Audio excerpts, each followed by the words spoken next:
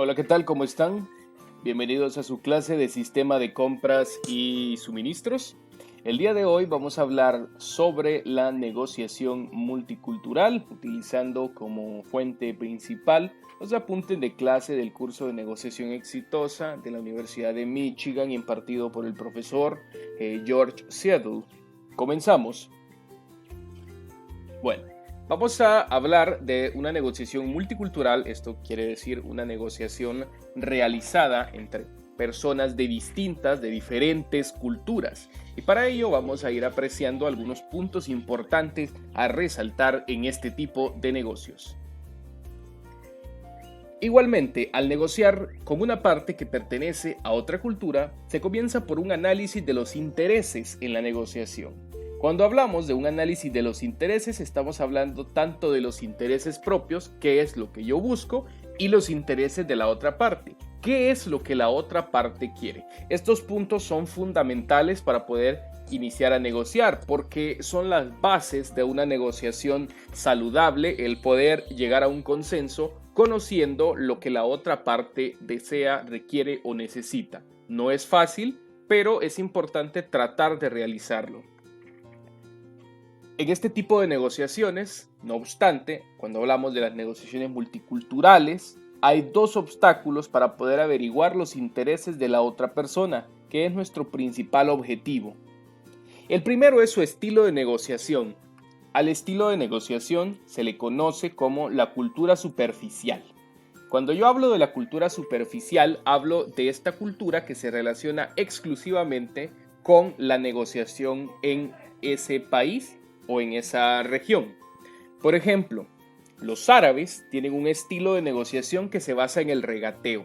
Es fundamental para ellos que se regatee un precio, por lo que cuando usted va a comprar a un puesto árabe, le ofrecen un precio muy elevado por un producto para que usted tenga la oportunidad de ir regateando. Si usted no regatea en una tienda árabe, es hasta cierto punto una ofensa para la cultura de ellos, ya que usted va a llegar a pedir, por ejemplo, una gaseosa, se la van a ofrecer en un precio de, no sé, unas 25 unidades, cuando usted sabe que la gaseosa lo más que vale son 6 unidades. Entonces se la ofrecen a ese precio para que usted comience a regatearles. Y esa es parte de su cultura. Son una cultura donde el comercio y el regateo es algo fundamental para ellos. Ese es el estilo de negociación. Pero también hay que ver lo que son los valores y las creencias subyacentes. A eso se le conoce como la cultura profunda. Y esta cultura no se limita exclusivamente a la negociación, sino que va más allá a todo el aspecto cultural de esa región. Corresponde a los valores culturales y las creencias de estos. Por ejemplo, en el caso de las culturas árabes, sus creencias, su cultura profunda se basa en su religión, que es el Islam. En el caso de los chinos, su cultura se basa en las filosofías de Confucio, en el taoísmo, entre otras. Quiere decir que nosotros debemos de conocer hasta cierto punto esa cultura del país para poder negociar con esas personas.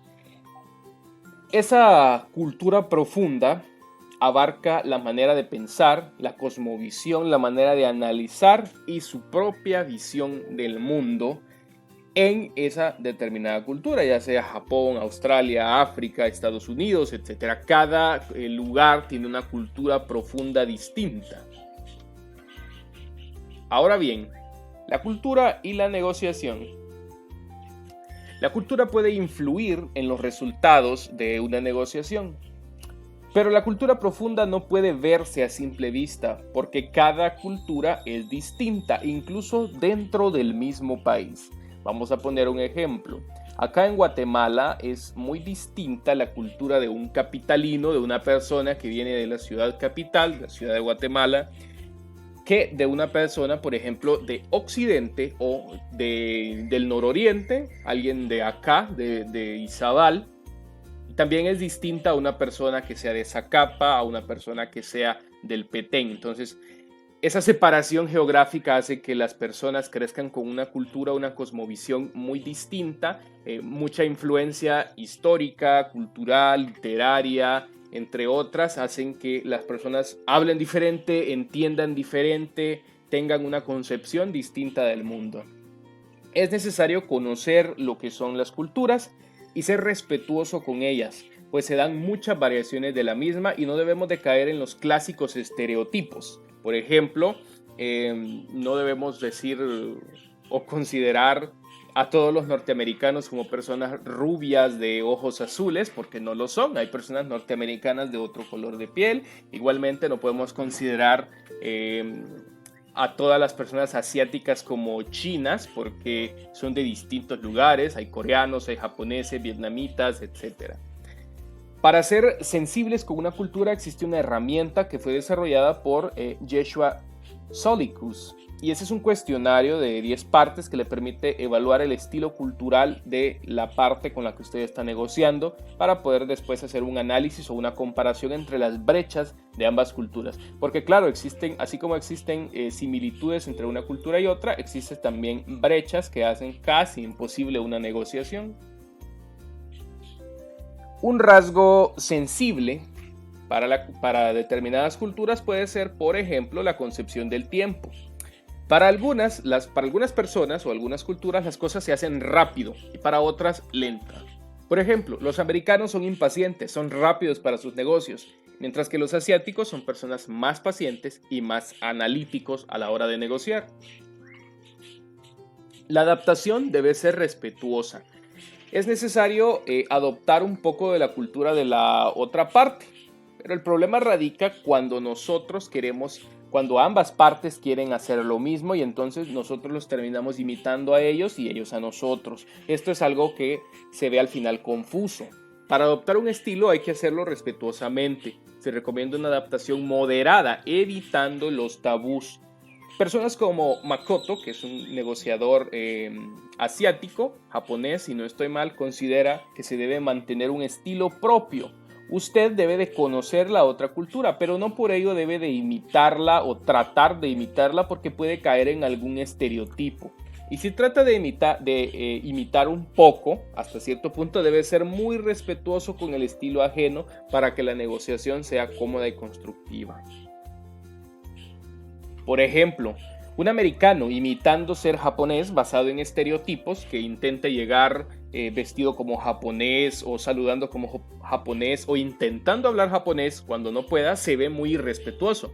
Igualmente se ve un japonés tratando de imitar un estilo americano muy mal logrado. Esto da una mala impresión. Entonces usted no tiene que querer imitar al 100% a la otra cultura porque la otra persona puede pensar que usted se está incluso burlando. En resumen, el éxito de la negociación entre personas de distintas partes del mundo depende del respeto.